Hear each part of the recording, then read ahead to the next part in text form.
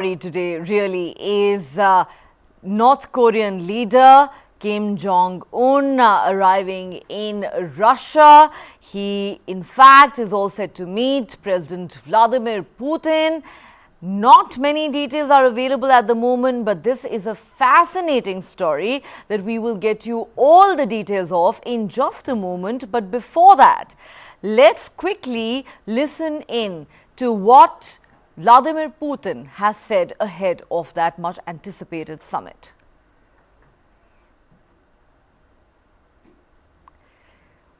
What have you given?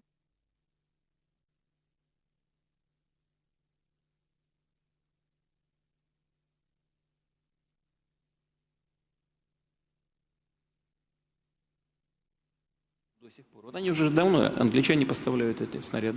Поменяло это что-нибудь на поле боя? Нет.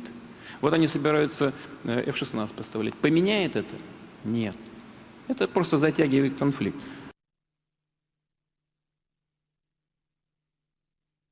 И высоко оценили, вы сейчас упомянули про визит представителя КНР, что с первым своим визитом зарубежным после избрания он прибыл именно в Россию. И это знак того, что отношения между Россией и Китаем за последние годы вышли на абсолютно беспрецедентный исторический уровень. Как вы сказали, будем продолжать эту работу совместно и дальше. 朝鲜领导人对俄罗斯的访问是朝俄之间的安排。中朝是山水相连的友好邻邦，当前中朝关系发展良好。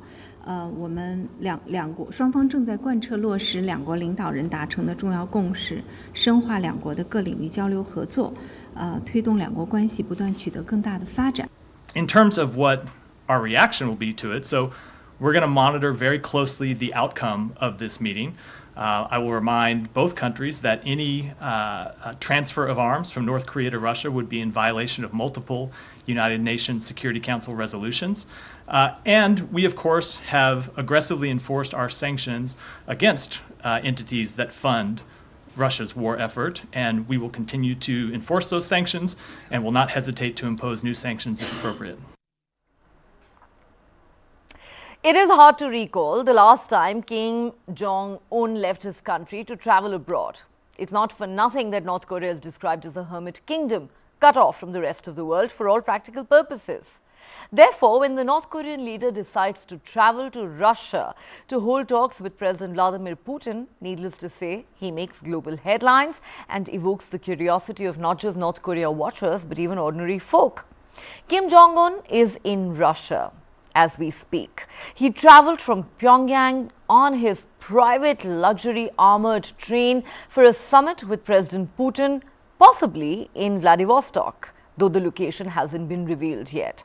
The trip marks Kim's first visit abroad in more than 4 years and the first since the COVID-19 pandemic. Since taking power in 2011, Kim has made only 7 international trips and crossed the border into South Korea twice, using his special train for the majority of his overseas travel.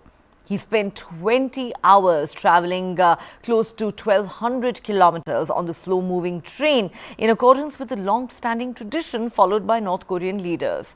The North Korean leader's famed characteristically green train has now become a symbol of the hermit nation's isolation and secrecy. Like his grandfather, Kim Il-sung, and his father, Kim Jong-il, it is said Kim prefers traveling in the upscale armored train, which has long been the subject of intrigue. We will give you a complete lowdown on this much talked about mysterious train in just a moment. But first, let's talk about the high profile and closely watched summit that's going to take place. This comes amidst warnings from the United States that the two leaders could in fact strike an arms deal. Kim is traveling with his top military officials, including the Korean People's Army Marshal and the Munitions Industry Department Director. A one-on-one between Kim Jong Un and President Putin is expected to take place in Russia's far east. That's what reports suggest. And of course, this will be a very significant development, bringing together two leaders who are increasingly isolated on the world stage. Experts say Moscow will likely seek artillery shells and anti-tank missiles from North Korea. And in return, North Korea wants advanced satellite and nuclear-powered submarine technology. Last week, the White House issued a stern warning stating that North Korea would pay a price if it supplies Russia with weaponry for the conflict in Ukraine.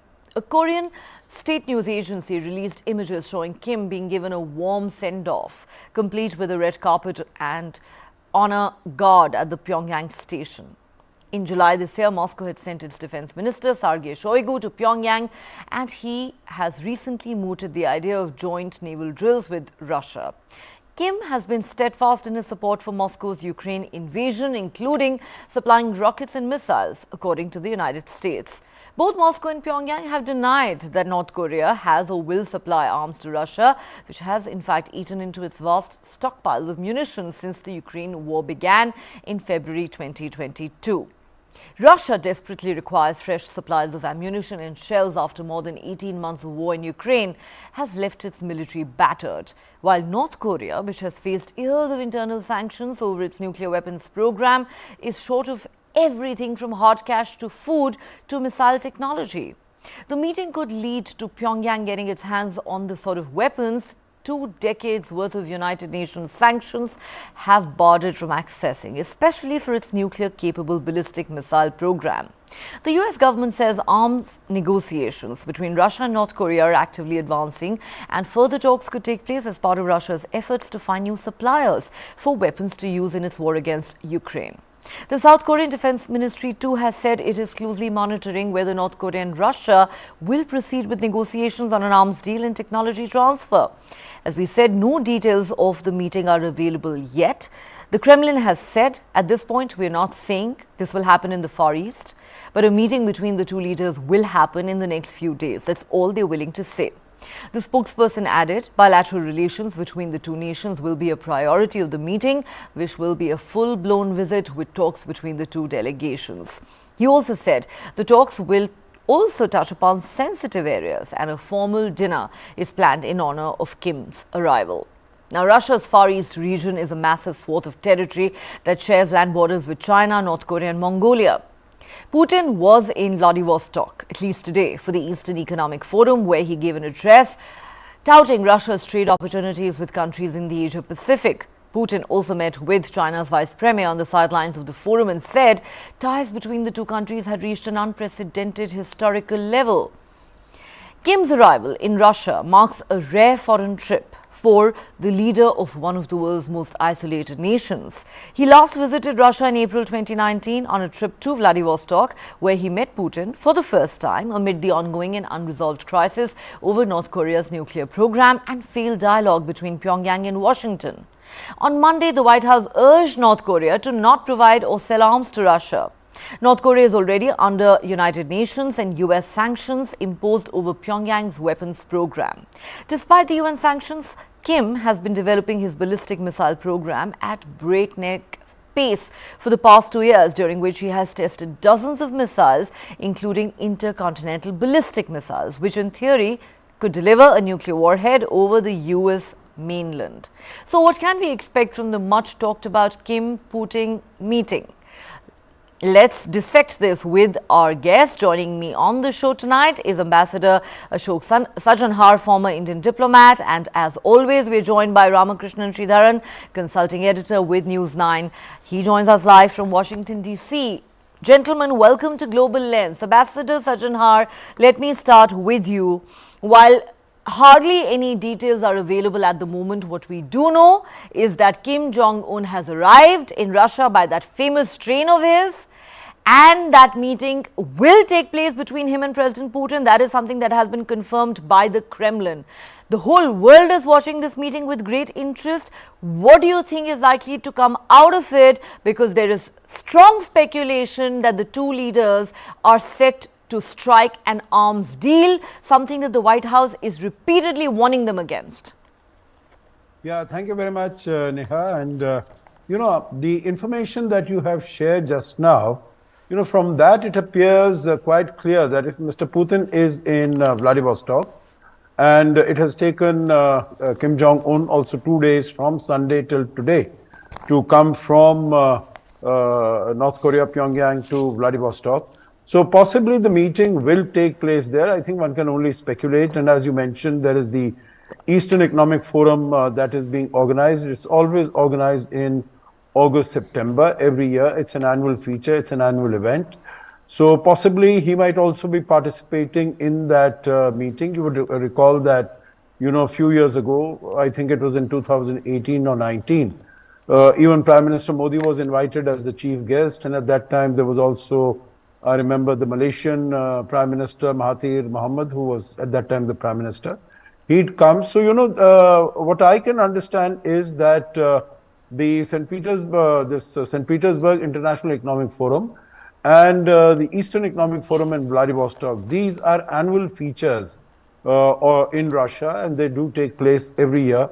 And of course, there are a large number of people who come, who participate, and there are a number of ministers and senior political functionaries from different countries. Today also, I understand that, either a vice premier from Laos and some from Myanmar. So those people, those leaders are also going to be there to participate in that event. So possibly Kim Jong Un would have, some engagement there at the Eastern Economic Forum. But of course, the more important would be his tete-a-tete with Putin. And what you mentioned, all the delegations that has come with him, they are basically focused on armaments, equipment. And this has been floating around quite a bit that, Putin wants that. And he's asked, countries like North Korea, like Iran, etc., to supply him with, the latest weaponry. Now, you said that the White House has warned Kim Jong Un. I don't think anyone should hold their breath that Kim Jong Un is going to take any serious note of what the White House has been saying. He is known to do what he wants to do, and I think in this current context also, after his meeting with Putin, he will go ahead and do exactly what he has come here for. Neha. Well, Kim Jong Un, being Kim Jong Un, will certainly do what he pleases. He doesn't pay attention to any warnings or threats. Of course, you're quite right in pointing that out, Ambassador Sajjanar. Shri, let me come to you at this point. If it is almost a given that an arms deal is going to be struck between North Korea and Russia at the end of the summit talks, should the United States, Ukraine and South Korea, all of them actually worry? Well, they should, Neha, but let's start by looking at the context, what's really happening here. So North Korea is a puny pariah nation being invited to Vladivostok. I'm told, intelligence just sources say that the meeting might be held at a cosmodrome in Vladivostok. So this is a puny pariah nation being invited to the global high table with the blessings of China. The invitee is, of course, the person who's invited is Vladimir Putin. So this is a big moment for, Kim Jong Un. So far, he's been a pariah nation, and no one's really bothered too much about him, whether it is Russia or China. So now he's basking in the glory where at a time when both Russia and China have their own issues with West and Europe, and Putin in specific has a certain need for Kim Jong Un and the vast store of ammunition, which has been lying unused since 1953 in North Korea. So that is the reason why Putin is entertaining him, pandering to his ego, and making him look like a big man, much bigger than what he really is. So that's one. Now, whether Russia ends up giving North Korea actually any critical nuclear technology or any satellite technology, I will not bet on it at this point. Although, as a leverage, as a signal to the West, Putin may threaten that he may give it, but I don't think that's the first thing Putin will do. I think to begin with, he may give them grains, food, cash, or whatever that North Korea needs, to basically meet the poverty which is currently facing. So, but the significance of this, Neha, is that two large powers, China and Russia, are basically calling a very insignificant country, although nuclear powered, to the global high table to join their fight against West and Europe. So that, I think, is the significance. And we need to watch. I've been saying on Global Lens that this is a very significant moment, and this could potentially trigger a new arms race, a nuclear proliferation, if you will. And I'm happy to talk about it, further down on the show, Neha. So with that, let me give it back to you so you can ask us the next question then. Absolutely. That is something we're going to dwell on, because that is the primary reason, Shri, why the world is watching this meeting so very closely. Ambassador Sajanhar, of course, she is right in pointing out that here is, the leader of a tiny nation who is being given a lot of importance on the global stage by these two countries, Russia and China, as they try and take on the West. What is clearly common between Russia and North Korea at this stage is that these two countries at the moment are international pariahs for different reasons.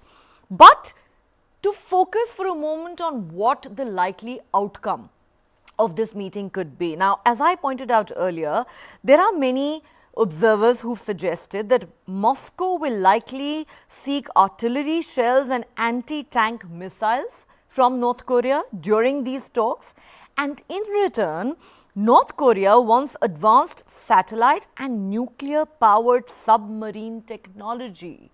She believes that perhaps these talks and the aid that Russia is willing to extend to North Korea could be confined at this point to food and other kind of humanitarian aid, because we know how poverty-stricken the people of North Korea are. But knowing Kim's huge ambitions, do you believe that, it could go well beyond that? Well, I'm sure he will demand, the latest sophisticated technology, nuclear technology, etc.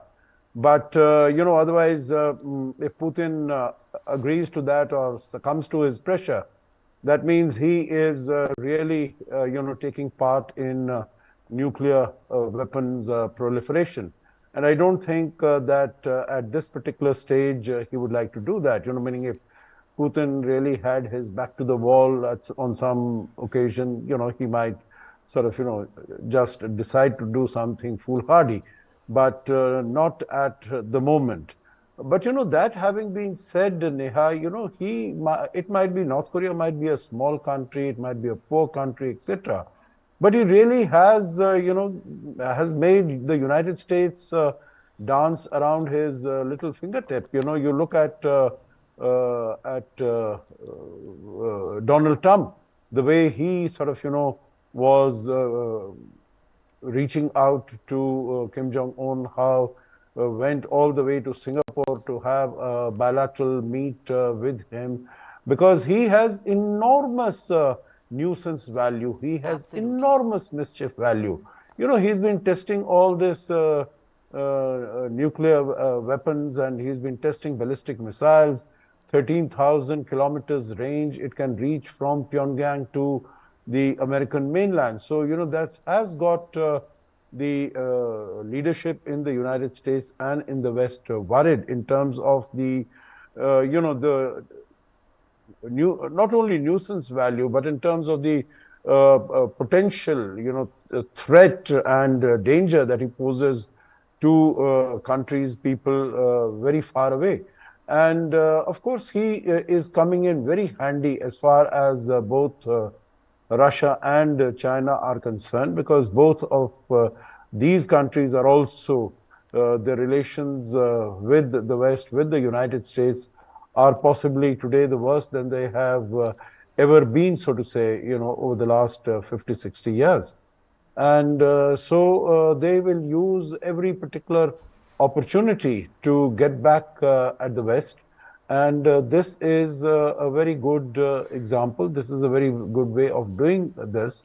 And particularly when it meets Russia's, Putin's needs and demands of, what you mentioned about missiles and some of the other equipment.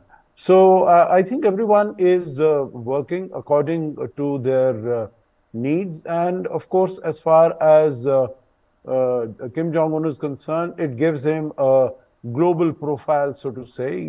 He's there meeting and interacting with some of the high and mighty, although I don't know whether I will agree to call this a high table.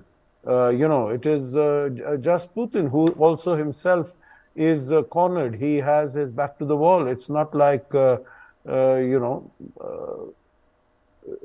meaning he might be powerful, but in terms of, his outreach to the other countries or to the other world leaders, he himself is, in a manner of speaking, quite isolated. He didn't go for the Bali summit last year. He didn't go for the Johannesburg summit. He didn't come for the Delhi summit. So, it's not as if where he sits, that becomes really the global high table. So, but that is a matter of detail and choice of words. But it is, I think it gives him some sort of a place in the sun, and maybe that is why he's going there. So we'll really have to wait and see as to what is the outcome. But to respond to your question, which I had answered earlier, I think unlikely at this stage that Putin will agree to give him any of the nuclear weapon equipment. Okay, you're quite right, of course, Ambassador, in pointing out that these are two of the most isolated nations in the world today whose leaders are going to meet. And yes, we're talking about a rogue nation whose leader has enormous nuisance value, as you put it. And for that reason, this is a leader, Kim Jong Un, who cannot be ignored. Let me go back to Shri at this point. Shri, Russia has been crippled by the Western sanctions that it's faced in the last 18 months since its invasion of Ukraine. Its military has been battered and it is in desperate need of fresh supplies of arms and ammunition. That is not a secret. On the other hand, North Korea is a country that has been under sanctions for years and years now because of its nuclear weapons program, and is so desperately short of everything, including food and money. The question is, what kind of a deal can these two nations strike with each other to help each other out at a time when they're, of course, completely isolated internationally? Even you said that, nuclear technology coming into the picture is highly unlikely. Do you think that would be too much of a risk for Putin at this point, who's already under so much international pressure? So, Neha, let me first clarify on the high table comment. I never said that it's a global high table. I said it's a high table of two major powers, which is China and Russia. And anyone who thinks that this meeting or what's happening in that part of the world is happening without China's blessing, I think that's, a bit naive. So China is pretty much, supporting what's happening tacitly and maybe even overtly. So that's the first thing. Now, the other question you asked is, will Kim ask for nuclear technology and other critical technology from Putin? I think that'll be the #1 item on his agenda, because he really doesn't care much about anything else. Let me tell you why. In 2022, this man tested nearly 90 missiles, which is a huge jump over what he'd done over the previous 3-4 years. Okay, so his ambition now is basically to put, and recently they also claim to have developed an ICBM which can carry a hydrogen bomb as a payload. So his ambition clearly is to perfect the ICBM technology which they have developed, make it more accurate, and deal with a lot of other complications, for example, re-entry complications and all those things, which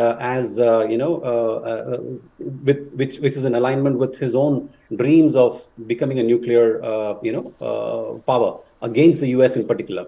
The other thing, Neha, to keep in mind is that North Korea has always said that it will use nuclear weapons preemptively. Okay, which means if, among at least the people of South Korea, for South Korea to become a nuclear country itself, or at least allow US to keep nuclear warheads on their soil. So if any of these things happen, which of course would be a violation of the non-proliferation treaty that South Korea has also signed, but the fact that there is a lot of domestic pressure, which South Korea is facing, the president is facing there. So if that happens, then this could be a very serious issue. And I do think that, Kim very clearly wants these technology. Now, given that Putin is a very, very seasoned politician, I don't think he will give it so easily. He may make some promises, there's no other way to put it, but maybe just string him along. But what I think China and Russia are going to do is use Kim as someone who can create great nuisance as a pawn to create disturbance and nuisance for US, South Korea, and Japan. So that is, I think, essentially what they will focus on. They'll probably sit back and enjoy as Kim goes back and, again starts rattling his, saber aimed at these countries. So I think that's what might be at play here. The fact that Russia wants ammunition, shells from North Korea, I think that's already a done deal.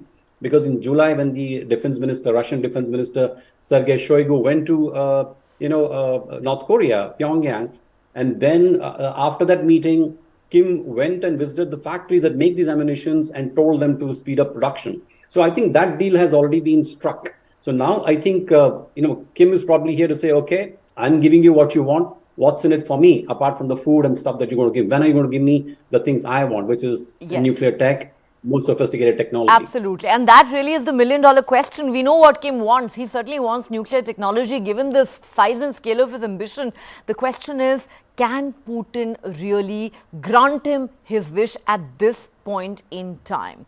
All right, gentlemen, stay on with me. We have another interesting story for our viewers with regard to this high-profile visit by the North Korean leader to Russia. Let's now talk about that train, which seems to have captured the imagination of the world. North Korean leader Kim Jong Un's famed private, characteristically green armored luxury train has by now become a symbol of the hermit nation's isolation and secrecy. He spent 20 hours traveling close to 1,200 kilometers on the slow-moving train. Reports say Kim Jong Un's train is so heavy that it is unable to go beyond 59 kilometers an hour. Now compare this to London's high-speed rail that runs at 200 kilometers an hour and Japan's Shinkansen bullet trains that can hit 320 kilometers an hour.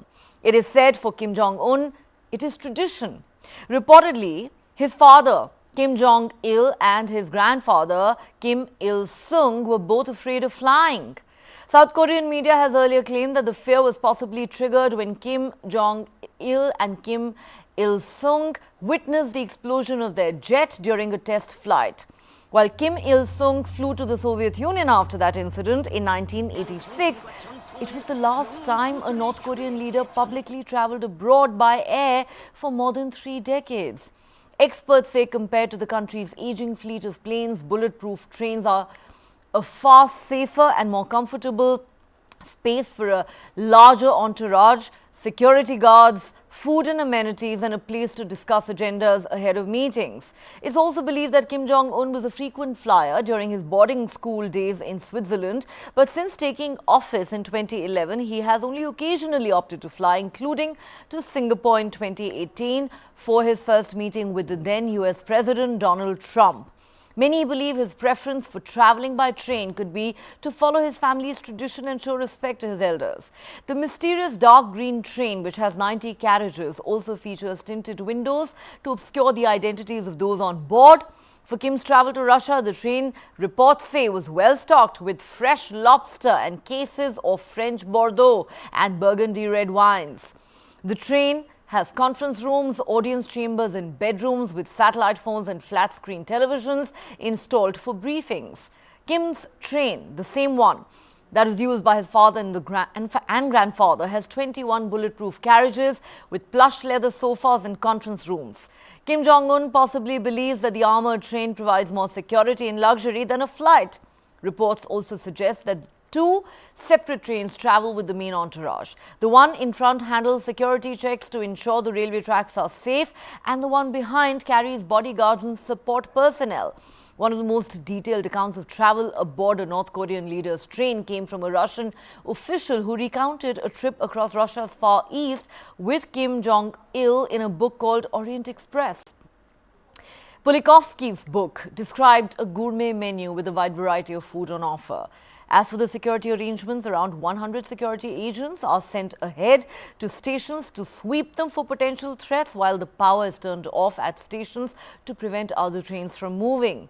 There's also a large logistical support group that includes Soviet-made Il-76 Air Force transport planes and Mi-17 helicopters. Nicknamed the Moving Fortress, Kim's current train has bulletproof windows and reinforced walls and floors to protect against explosives. South Korean government officials say the train is equipped with attack weapons and a helicopter for escape in case of emergency. Despite its slowness, the train has key advantages over an aircraft, chiefly offering more flexibility in unforeseen circumstances, including attacks. Security agents heavily guard these luxurious trains and scan the routes and stations ahead for bombs and other threats. The Kims reportedly have several identical special trains made by a factory in Pyongyang. While the pace of this train is slower than the average speed of the winner of the Tour de France bicycle race, as Bloomberg reported, it is much easier to eat lobster thermidor in a posh dining car than pedaling at breakneck speeds. Let's see what our guests have to say on this. Ambassador Sajanhar, what is it? Fear of flying? Honoring tradition? Okay, I'm told Ambassador Sajanhar is not with us, so let me put this question to Shri. Shri, what is it? Fear of flying? Honoring tradition?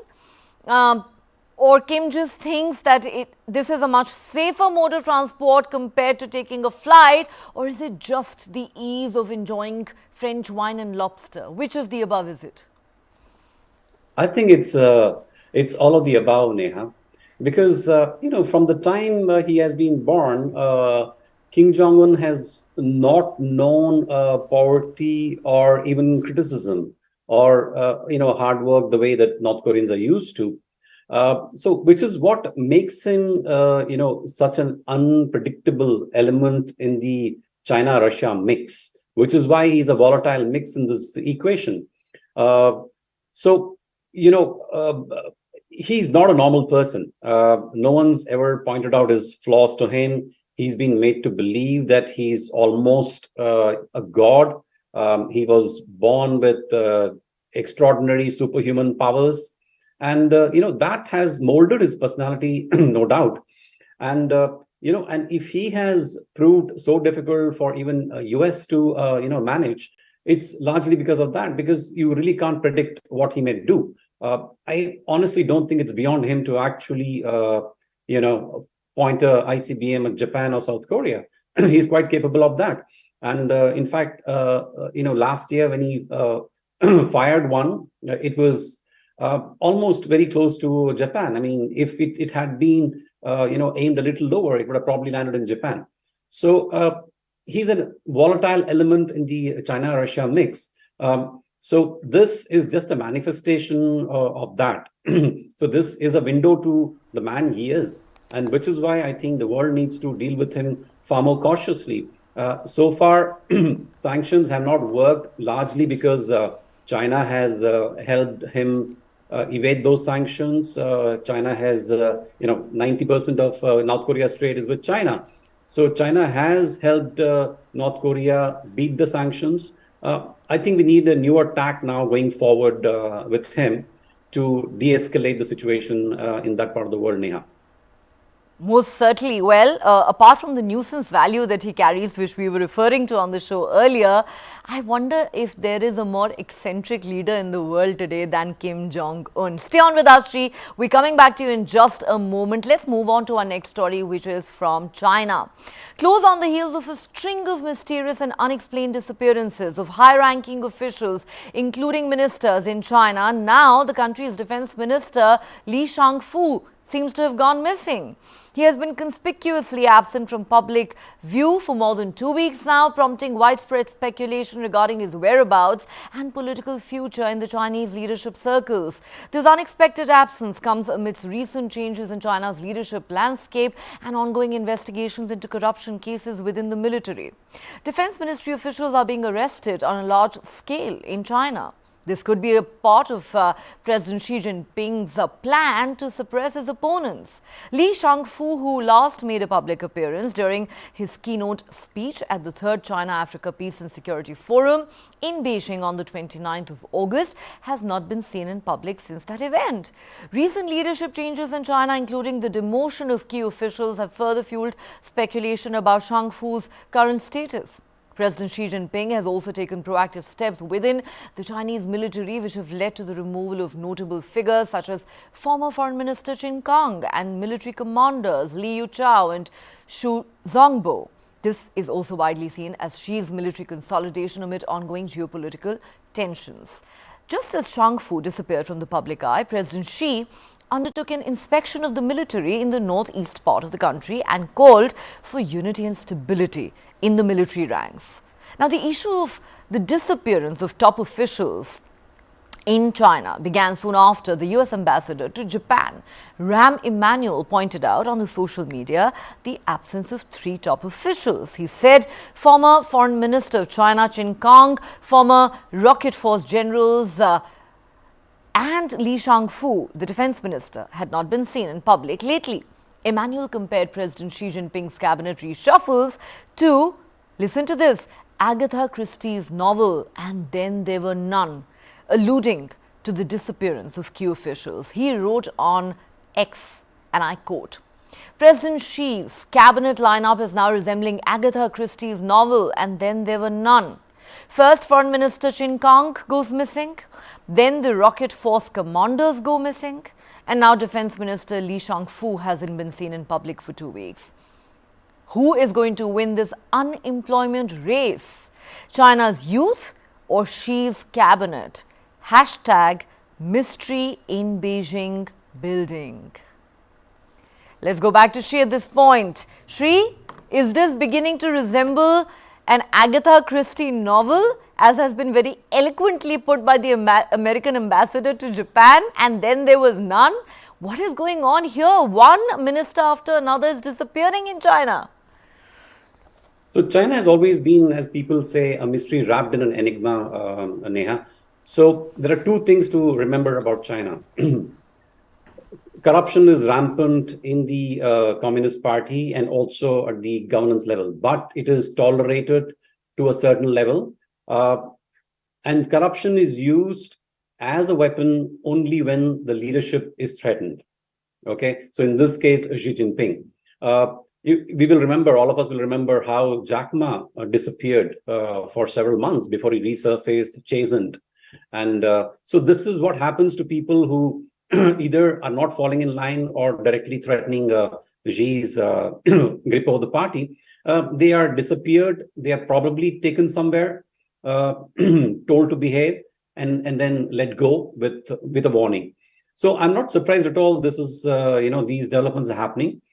So that is why I was a little skeptical when the story came about, party elders upbraiding Xi Jinping over his handling of the affairs, because that's not something you do, especially to a man like Xi, who has systematically eliminated all his rivals in the party and has a pretty much iron grip on the country, Neha. Well, will there be any end to these disappearances? And the bigger question is really, where are these ministers? Will we ever really know the complete truth? Well, on that note, thank you very much, Xi, for joining us with your perspective on the top stories on Global Lens tonight. Okay, time for us to slip into a quick break here on Global Lens. Don't go anywhere. Lots more on the other side.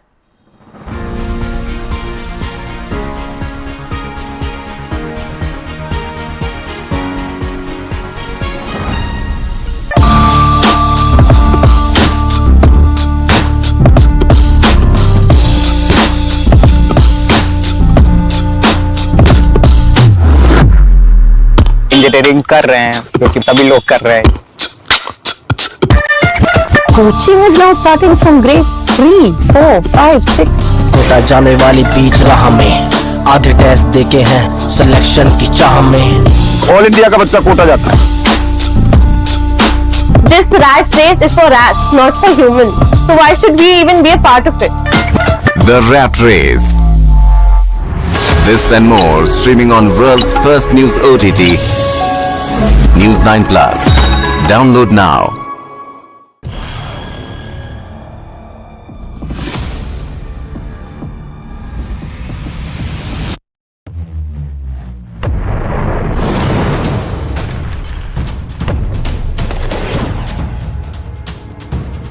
He thought he could outlast us. And 1 year later, the evidence is right here in this room. Who will blink first? So far from preventing the expansion